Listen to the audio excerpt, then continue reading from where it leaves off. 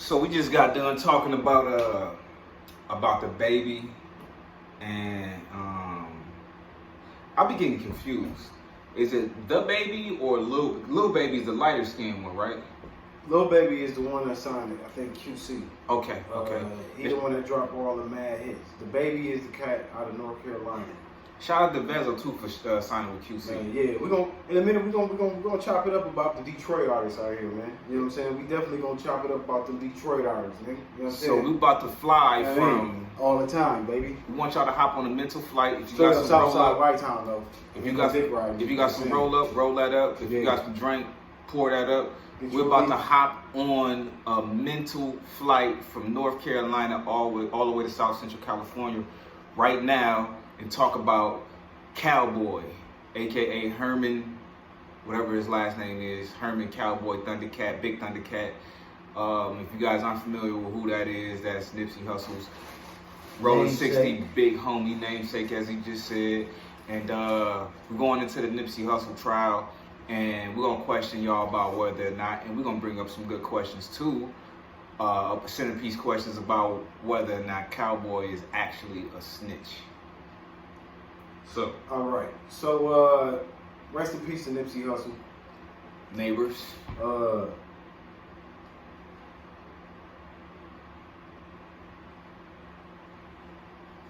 He was one of them cats that influenced everybody.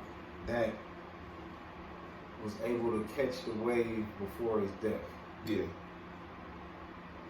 And if you listen to the music, you was able to see that a flow has evolved in his words.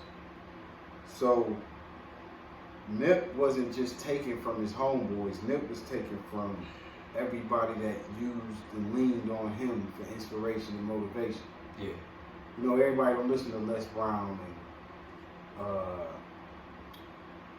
all the other motivational speakers that's out there to get their vibe on it. You know what I'm saying? Some cats listen to different vessels. And Nip was a vessel, which brings us to Thundercat.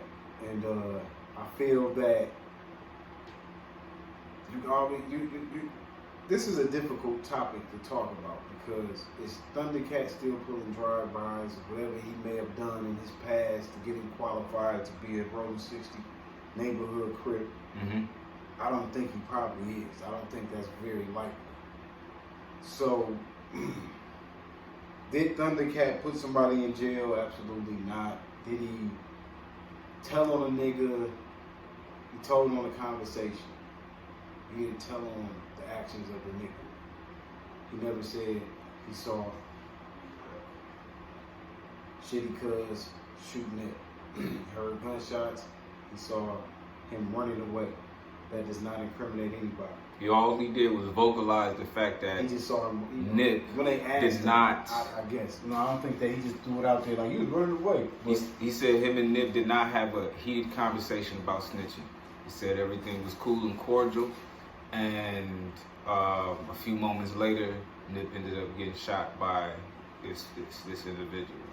No, I don't think he said he got shot by nothing. No, I'm saying moments later, Nip ended up getting shot by. I ain't say Herman said that. Yeah. I'm just I just want to be clear on what we're paraphrasing that he said. Because when you started that statement off, you said it kind of it did definitely sound like a run-on sentence, but Thundercat did not say that. You know what I'm saying? So the cameras caught that, and there's no need to say it. So I want to take that part to go back to Baby real quick to say Baby didn't have to say anything he didn't have to say, versus Cowboy. All he did was let them know that the motive that they were going off of wasn't the actual motive. And I want to address this right here. Like, maybe Cats ain't feeling why he said that he's saying what he's saying. He said he didn't want he basically don't want no smut on his man's name. He don't want his man's memory to be started off with saying he got killed because he called somebody a snitch. That wasn't the conversation. Mm-hmm. The conversation, like he said, was paraphrasing that allegedly Shitty Cuz Nipsey Hussle was having a conversation, and Nip said that it was paperwork that he ain't seen that's floating around, and it wasn't too positive about this individual. But they said it was nothing Nothing negative. You know, so it sounds like these two individuals had a good relationship, because why am I gonna take the time out to tell you niggas out here trying to dirty up your name? A man who does not give a fuck about you would not tell you that. Why didn't it? Why would the conversation would automatically have been "fuck you" if it was "fuck you"? Right. You know, and Cowboy, you know, and I'm not a Rolling 60 Crip. I'm not a Blood. You know what I'm saying? I fuck with Bloods though. You know, Southside, Slam, Prairie School, 500. You know what I'm saying? Grew up around that shit.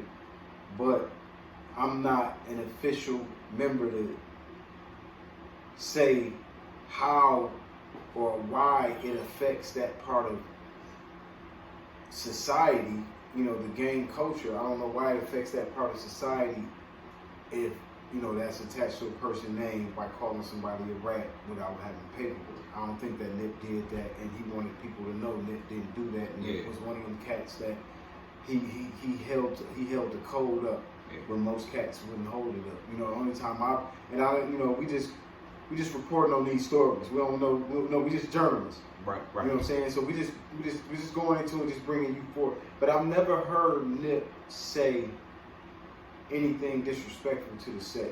You know what I'm saying? He'll tell you about it, but he never said nothing disrespectful. He wouldn't go deep into why. Yeah. You know, so in the music or interviews or anything. You know what I'm saying? But I think that Cowboy just wanted Nip to his memory to be intact. Yeah. In the way he left.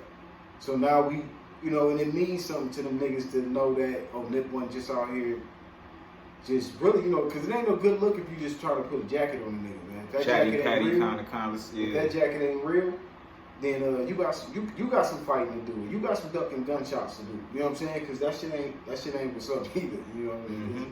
If you a street nigga, you know it's branding. You gonna fuck a nigga brand up with that. Yep. So always be aware of what you say to these niggas, man. You know, the streets are the streets. But in my opinion, and I just got to go with the facts, I think that Cowboy is a civilian. I think that it's certain shit that he still has to not do. But, I mean, he could have been subpoenaed. He was there. Well, he definitely was subpoenaed. He could have pled the fifth, but all he talked about was their conversation. So right. You know, everything that they caught him with on camera is everything he said, but nothing about the shooting. Nothing incriminating. So it's up to the listener to really feel like, you know, what they feel like. I don't think that I would not have lunch with Cowboy and just, you know, want to hear a story or two about Nip because he took the stand to make sure that his man's memory was intact. Right. You know, I wouldn't turn down lunch with a brother like Cowboy. No, I definitely wouldn't. Now, you talking about... I think he's a hero, actually. No, when you talking about Tekashi 6ix9ine, yeah, I ain't trying to, you know what I'm saying? But first Cowboy, of all... nah, you know what I'm saying? Yeah, I'm not going to go over to 6ix9ine. Yeah, I am. I want to say this because I think it's paramount for you youngsters out there to hear this. If you're calling shots with a gang, to a gang, then you are now a part of that gang. It don't matter if you... fucking civilian. Yeah. Because now what you're doing, you're a shot caller. You called a shot. So therefore, when you get put on the stand, you start telling, you are a rat. And I ain't even going to say that he didn't even admit that because 6ix9ine admitted everything he's ever done. So I'm not even going to look at it like he ain't even denying that. But for y'all out there who say, but 6ix9ine man, but I just want to push this out there to niggas though, man. When we was rapping, man, like, when a nigga got desperate, yeah, we'll rap about selling dope. But when you trying to really get on the radio, you really trying to get people to respect you in your craft, you really don't try to stick to that dope music. You know what I'm saying? You try to do other things that won't bring the wrong kind of attention to what you're doing. And, you know, cause I do come from that era where, you know, niggas ain't really even let you know what kind of gang affiliation they had. You know what I'm saying? Let alone what they doing over a stove, you know what I'm saying? Facts. Well, when that became marketable, niggas became desperate. Like, you gotta remember, you got cats that was trying to be Jay-Z, Tupac, Biggie, Big L, Eminem, Big Pun, Big Daddy Kane, Rakim, MC Sean, MC Shan. Yeah, MC Shan, Father MC, you know, whoever you Shout out felt, to Rakim. who you thought was a great back then, Cool G Rap, you know, the greats, you know what I'm saying? Mm-hmm. Whoever you thought was the greats was who you was trying to emulate. Yep. And spit some knowledge. Mm-hmm. You know what I'm saying? Nas, you get what I'm saying? All of them embodied that. But when it became, oh, if I rap about what I'm doing on the block, or how many bags I got, now you rapping about it, you speaking it into existence, so you manifesting this shit. So now you actually have a bag. You know what I'm saying? This is how a lot of niggas be in the street. You know what I'm saying? That's why a lot of niggas don't make it to their dream because they get caught up. I remember like being at the studio, dog, and trying to do my thing, but nigga, I'm trying to balance out this phone gonna go crazy. Right. You know what I'm saying? Like, Right. so I'm in the studio just because I'm trying to stay woke. You dig what I'm saying? So, you know, it really ain't. And luckily I had enough music to fall back on in slang, Yeah. you know what I'm saying, get a name out here, but at the same time, like the lifestyle, the hustling shit become more infatuating than the other shit. You know, fuck being a rapper. It's contributing I to can be a rapper, but I can look like a rapper and have more bread than a rapper too. Right. And then laugh at niggas, you know what I'm saying, when they can't push their career. If I ever remember that I'm a rapper, because most of the time I gotta get this bag off. Right. And then I gotta re-up. Right. And then me and my girl gotta do shit. Right. And I got shorties. So I'm in the studio, nigga, just to hang with my niggas for real. Shout out to Ike, man. R.I.P. Rest in peace, Ike. You know what I'm saying? But, you know, that shit, niggas be forgetting. Like, it's a thin line between... Shout out to the hood fellas. It's a thin line between getting indicted and going platinum. Mm-hmm. You know what I'm saying? Like, straight up. Like, you know what I'm saying? Like, I always it's a thin line, my nigga. thought that was stupid. How many times was the police at the studio? You went to the service. Well, the thing is, Around this time. I don't know if you left before the fucking harassment. Well, here go the thing. Or Here after. You know what I'm saying? go the thing with me though, as far as that goes. Like, I'm still from the era where you don't talk about that, and if you do, it's coded. So therefore, only a few people probably know what you're talking about. Cause, like the great Jay-Z said, it's only entertainment. I'd rather see before myself than be the guy who actually is gonna put a gun in But his this video. is what I challenge niggas to do, nigga. I'm not killing nobody. I I'm not challenge putting niggas to just bring your raw artistry. Don't bring the dope game forever. If you cannot bring the dope game, do that. Well, I want to say this. I want Okay. to say this. Rakim was still Rakim was trapping in his music. If you listen, you'll learn. And if you know anything about Long Island Straight Path, oh, fun fact, the Karate Kid guy and Rakim are from the same neighborhood. If y'all didn't know that, but Rakim was a trapper. Thinking of a master plan ain't nothing but sweat inside my hand. This guy was talking about something more than hip hop. He was trapping on that song, and you would have never knew it because he was a lyrical beast, and you got caught up in that, and that's what was more important. But I mean, you know, he was giving the science on a lot of his shit. You know what I'm saying? So he definitely wasn't just only, you know, just trapping. You know, he was breaking down the God body and the earth. You know what I'm saying? And the lessons and shit. So he was doing a lot, and I appreciate him for that. But when we say the niggas that's trapping the music or that's trapping simultaneously, and sometimes, you know, I get it. Like, that's the only way you can put some money into this shit. All I'm saying is I challenge niggas to just bring your penmanship. You don't have to rap about everything you're doing. You can rap in entendres. You can rap in similes and metaphors. You can do all kind of shit and not talk directly about what you're doing, because all they're doing now is just slamming niggas. They letting you talk about it, and they New slamming York, you. fucking Atlanta, you know what I'm saying? Slamming niggas, man. Rico and terrorism. Like, if you a real rolling ass nigga, and when I say rolling, I ain't talking about that gang culture shit. And salute to every nigga that's in that shit, because no disrespect, but I'm talking about getting money. You know what I'm saying? When you rolling, when you hustling, man, your mind is always like thinking of a way to get the bread and get out. You know what I'm saying? So, you know, that's enough on your plate. Yeah. You know what I'm saying? You know, so these cats gotta remember, like I said, man, it's music, but it don't have to be every time you drop something. It's about how many grams you got, what the bag look like, how many shots in the strap, you know what I'm saying? Yeah. Do you got a vest on or not? You know what I'm saying? Like, I don't think J. Cole killed too many niggas in his raps, man. It don't always. It's not always. It's not about. And I don't think he's from the best of places. You know what I'm saying? Right. It's I not. don't think Big Sean got to do a drive-by.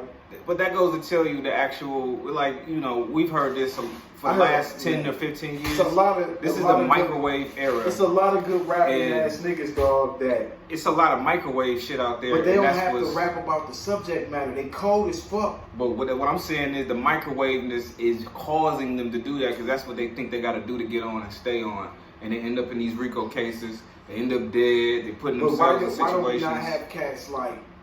Shout out to Kendrick Lamar, but we got Kendrick Lamar coming out of some of the worst places on the globe. Kendrick Lamar's from that old cloth, though. You know what I'm saying? And that's what needs to be the new rhetoric. Like, it has to be paint your picture, Mm-hmm. but use fiction, and let that be the standard. Because when you coming into this and they can't separate the artist from the art, Mm-hmm. you put yourself in the line of the feds. Period. Yeah. Casanova 2 times, we didn't even get too much music out that nigga before he got slammed. Gunna, we didn't get too much music out that nigga before he got slammed. I mean, Bobby Shmurda, what did he give us? Like 7 joints, maybe? You know what I'm saying? So, a lot of these cats, man, y'all gotta dig deep into your, can I rap for real bags? Right. You know what I'm saying? Right. Nas was a nigga that was running his whole block. But he was able to paint that shit like a Soprano movie. It's only entertainment. Make it entertainment. And then he was able to play his part in the public. And that's what niggas gotta remember. Yep. Y'all got more eyes on you, more cameras, more listening devices. We want y'all to be rich and stay rich. Man, shout out to G Perico, man. You know what I'm saying? Shout out to Mozzie. You know, it's some cats that's out here that's from that life. You know, Mozzie took he taking his year in the day right now, man. Yeah, and he ain't told on nobody. They knew he had a gun. He copped to that, and then he got his year in the day right now, man. If that's what it's gonna be, man, that's just take that and roll. Let's talk about that year in the day shit, man. Pause 1 second after these messages.